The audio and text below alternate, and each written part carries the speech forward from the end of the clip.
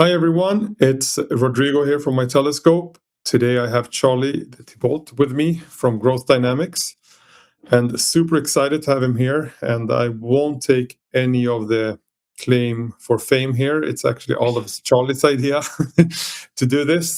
So I'm super happy to have him with me.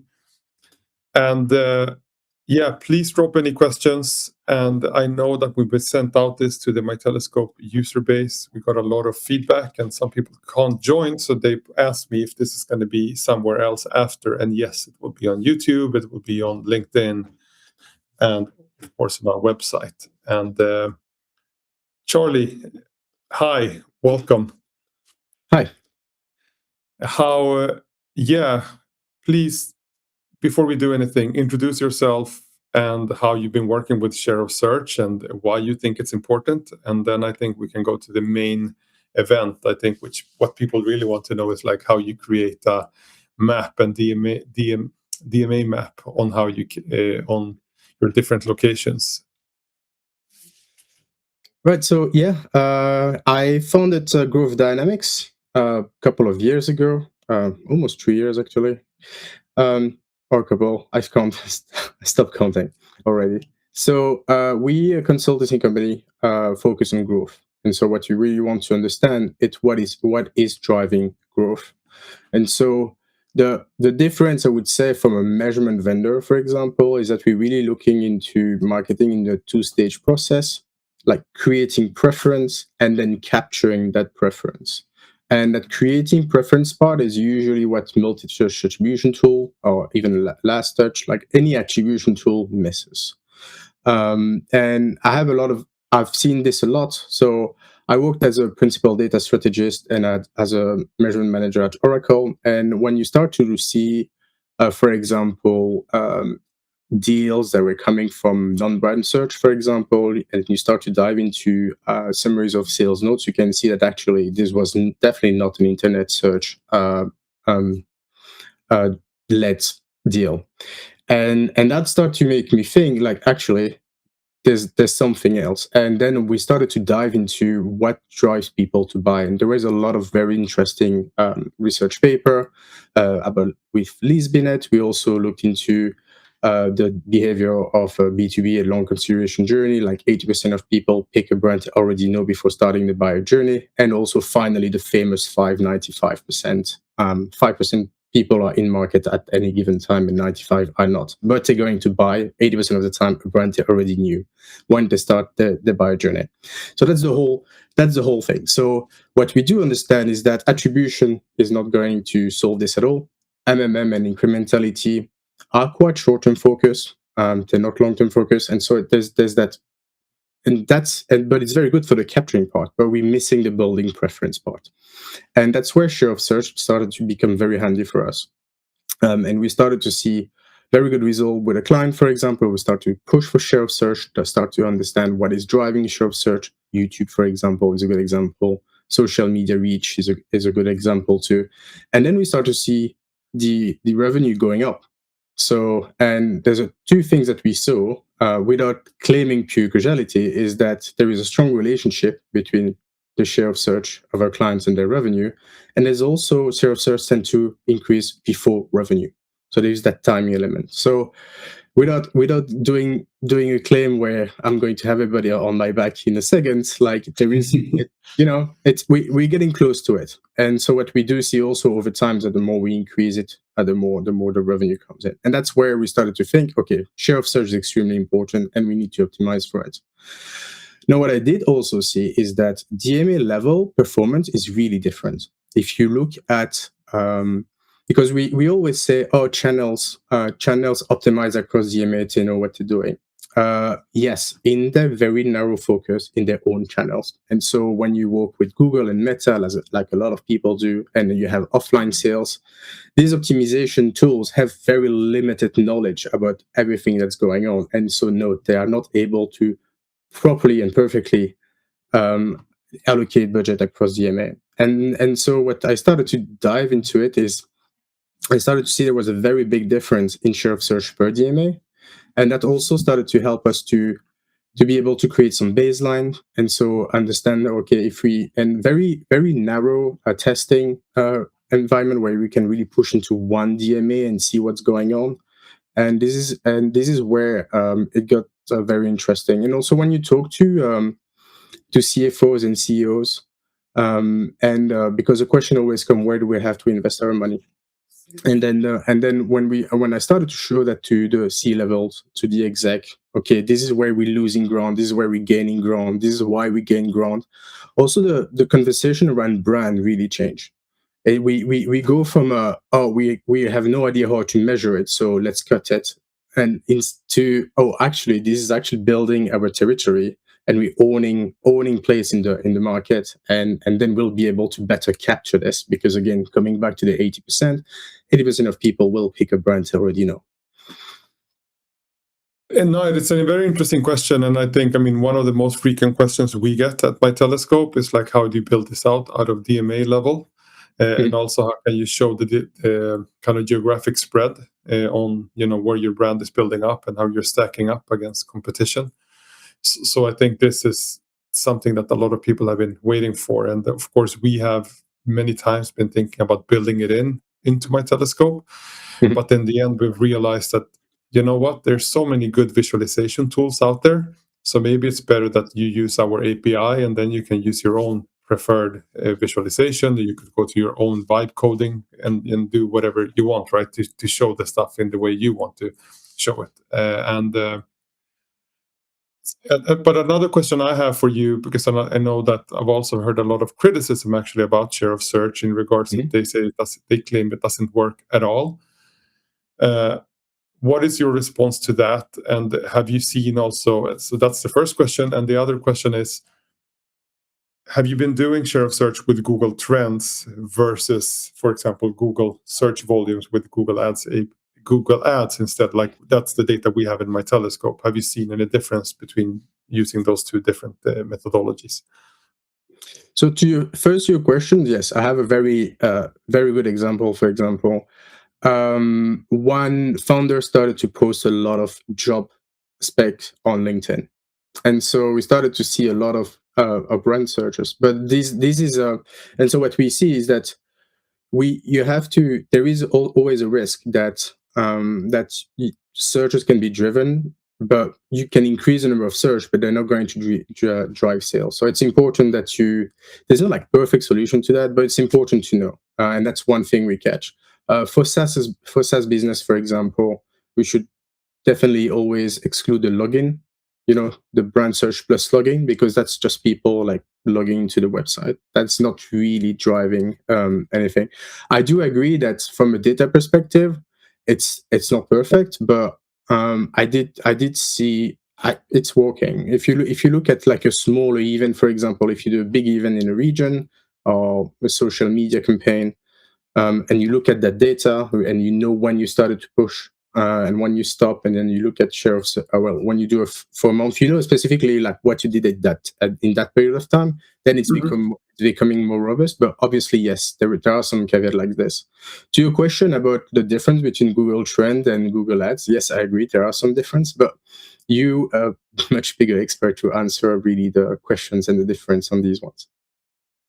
Yeah, no, I mean, and the reason I'm bringing it up is because due to the fact that Google Trends is pre-indexed, it doesn't give you, for example, the example that you gave on like remove the keyword of logins. It's something that you don't have that control over the data. And of course, due to that fact, it's sometimes harder to do smaller brands, but also to go to build your own granular kind of point of view. So I think that's also why I say, yes, Google Trends is a fantastic free tool, of course, but you have to be careful because you don't know what's behind it, and you don't get full control over the data.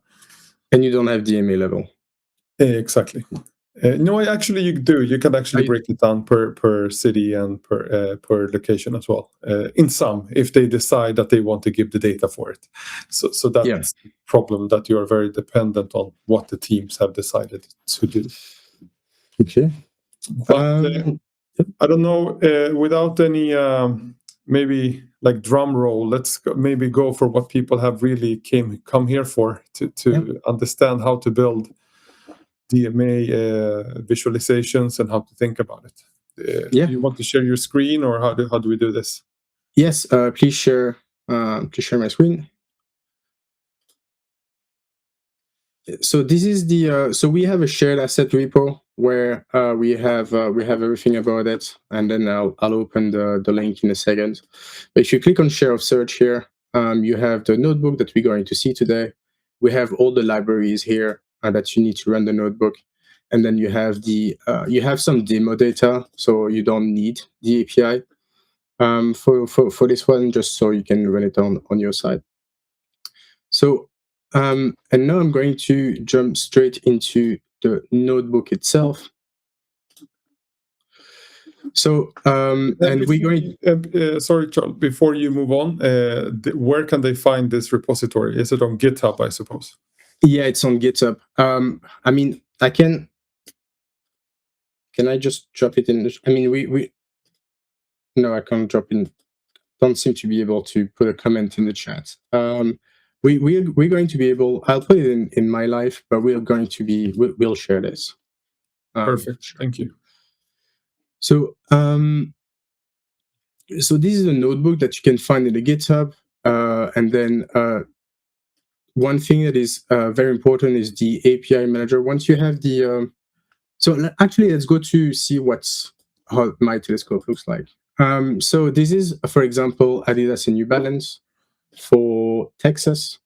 And so what we do see, for example, is that we have New Balance slightly taking market share searches here, and then if we go down, we have the same we have the same chart in terms of percentage, and you can see that New Balance was at 10% in December 21, and now it's at 29. So it's quite an impressive increase. Here, obviously, for simplicity, I assume that there's only 3 brands in that category. Obviously, it's not the case, but it's just for the example today.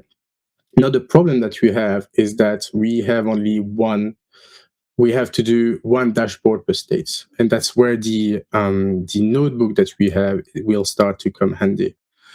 And we have an idea of that notebook that is here just after the slash, and I'm telling you this now because it's going to be important in a minute.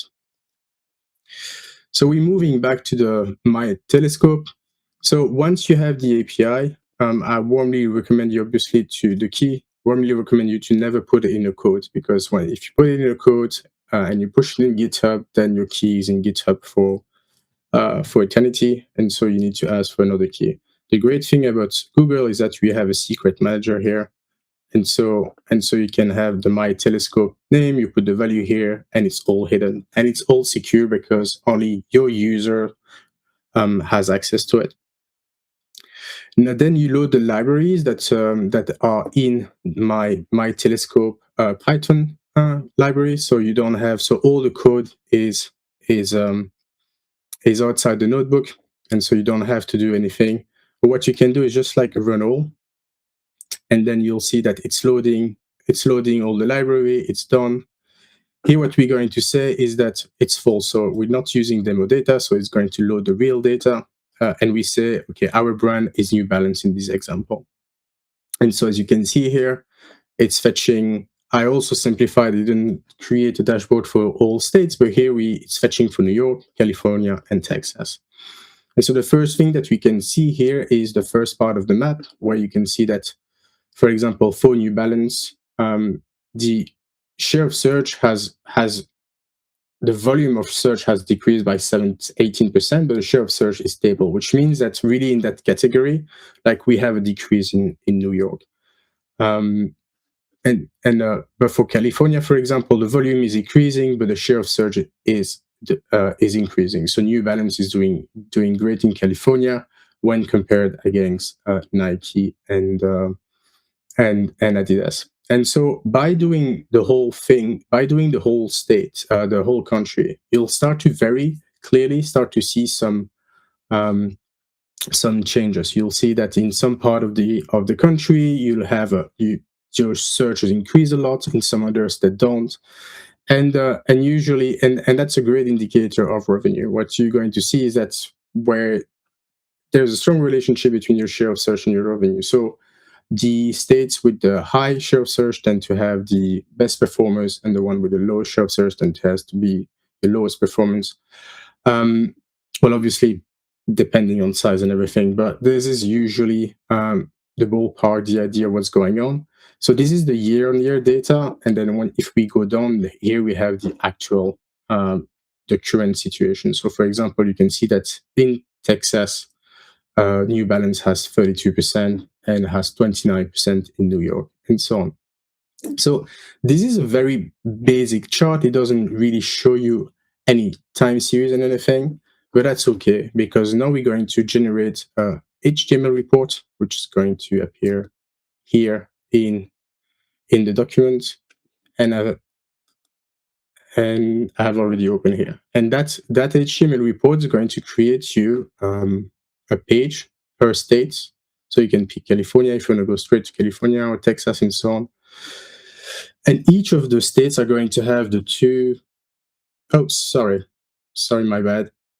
I forgot to change window. That's the HTML files I was referring to.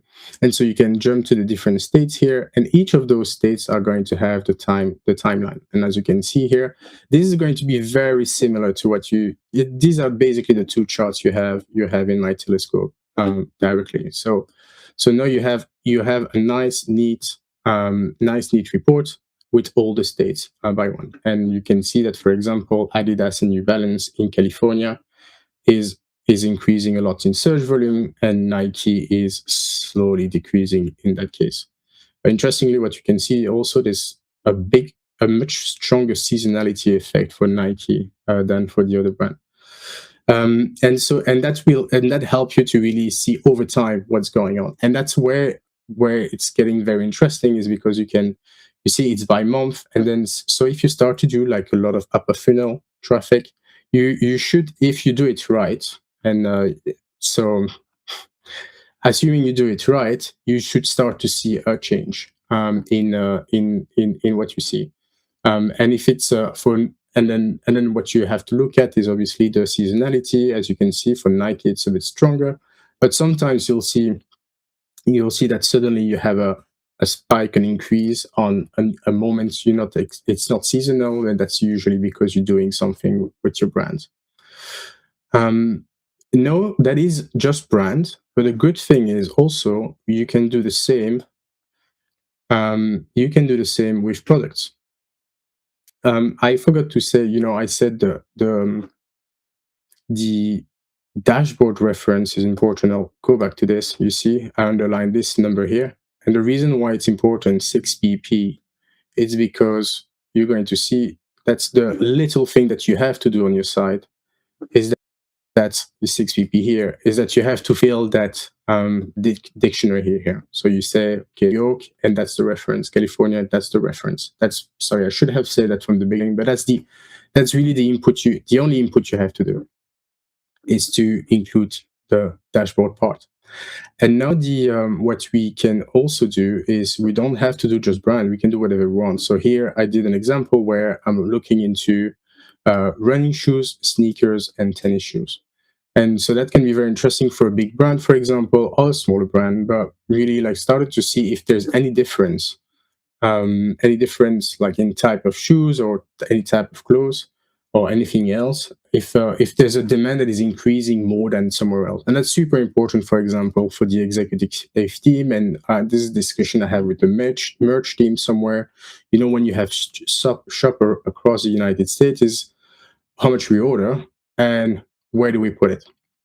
And so this is very interesting, because it can help you to understand where the demand is, and it correlates quite a lot with the change of your product. If you look at your different product and you see share of search, and you look at the trend of your sales and the trend of the share of search, you'll see that they're actually quite similar. And so, for example, here, assuming again we have one category with running shoes, sneakers, and tennis shoes, which is a big assumption, I agree. Well, you can see that as a running shoes, you can see that you have an increase by 21% in Texas, 24% in New York, and 18% in California. So when you just compare running shoes to sneakers and tennis shoes, running shoes seems to really increase. And if you just want to have the tennis one, the only thing you can do is that you change this here, then you run it, and then it updates. And you see that the tennis shoes are actually losing a lot, minus 22% when it's from gym, minus 26.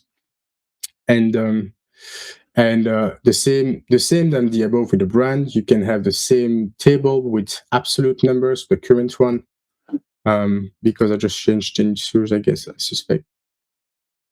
Yeah, so yeah, that is, oh yeah, tennis, it is. Sorry, I was a bit. And then you can see the share of search. So of people searching for tennis shoes, running shoes, or sneakers, only 10% of people in New York type tennis shoes. But in Texas, where tennis shoes are actually quite, and this is something I've learned while doing that exercise, tennis shoes are apparently quite quite in demand in Texas. You see that 20% of the people who type each of those three brand products are actually say tennis shoes. And then you can we do the same. We run a state report product, and then just the only thing that you have to do here is that you have to download it.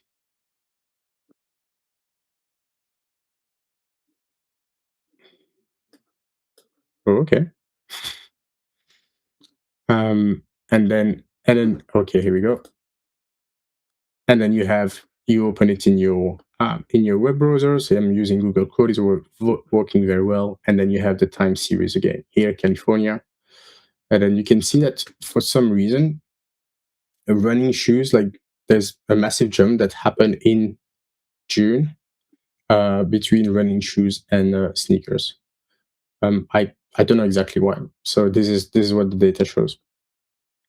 You can actually see in the absolute data, it's actually not sneakers that has drastically changed. There has been like a massive spike for running shoes.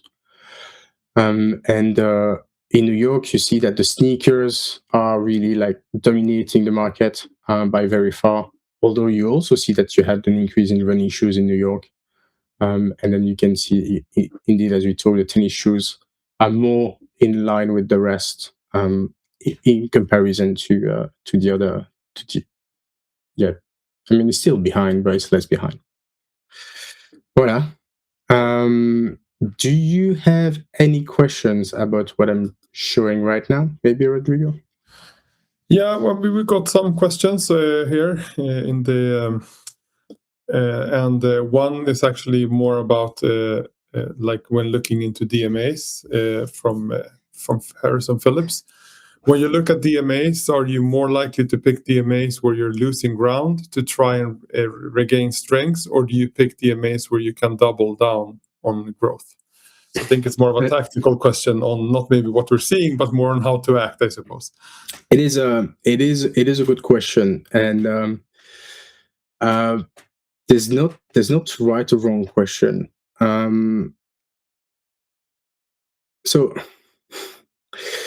So do you want to pile up on the winners or try to change a loser into a winner? And that's a budget optimization problem. You need to figure out what is best for you to do. Usually what I would do is I would start to look into diminishing returns. So usually, if we go back to the discussion of preference, 80% of people are going to pick a brand they already know, right? So there is a limited audience you can convert. And so if you just push money into the bottom of the funnel, at some point you'll have a diminishing return because you have exhausted your audience. In that case, then it makes sense to invest more in preference to increase that pool of people willing to buy from you. So I think before diving into should we push more into trying to make a loser a winner, or should we pile up on the winners? I think I would start to first look into diminishing return. Usually when you start to look at mid-funnel measurements, at incrementality, you start to see curves where like the spend is not really bringing much ROI anymore. And that's usually the signal of, okay, we need to move that money into upper funnel. Good. Thank you for that. And then a more practical question here from VJ Malavia. Can you use login in Google Trends? And the answer is you can probably search for that specific word in Google Trends, Mhm. but it's going to give you the index for that word. But if you look for the total, say, brand or product name, or if you're in SaaS, you're not going to be able to exclude it. And that's why it's better to work with ads data, because there you're going to have volumes and keywords where you can actually choose yourself which ones that you want to group into one index. Do you have a paper available that explain how you can negate some keywords in MyTelescope? No, it's no, we don't. Right. But we do have some videos on YouTube on how you can kind of play around with in creating your own topics, Mhm. Okay. and how you build these indices, so to speak. And here we have a question from Björn. So you need to have a topic per region in MyTelescope in order to be able to use this, if I'm right. You need to have a topic per region in MyTelescope. So I think so. Obviously, if you're a smaller company, you might not need to have the entire map. For example, for one client, we did almost all the map. We saw that 80% of the revenue was coming from 20 DMAs. So there was no point doing all the 52. I think it's important and I hope I'm answering the question, but what I would do is that I would split the revenue by DMAs, and then I would understand which are the important DMAs for the company and which one are not. Yeah, and from a technical point of view, yes, you need to create one topic per region, and then of course, what Charlie is saying is that you don't need to do all of the regions. Take maybe the ones that are important, but from a MyTelescope point of view, I want you to do every region that you can think of. Mhm. Yeah, obviously. I mean, it really depends on if you have a business that has more or less a bit everywhere across the entire US, then maybe the DMA level doesn't make sense. But if, for example, you have a little bit everywhere and then 5 DMAs where you have a lot of revenues, what I would probably do is that I would look into like across US DMA, and then I would look at DMA across US like national, and then I would look at DMA level for the very important DMAs. Yeah, and also for you that are not having businesses in the US, of course, we in MyTelescope at least we cover every. You can break it down per cities and Mm. per states in other parts of the world as well. So you go in. So in MyTelescope, when you look for regions, you can ask, and if it's not there, please reach out in our chat, because we can always add more regions if we haven't added the ones that you were looking for.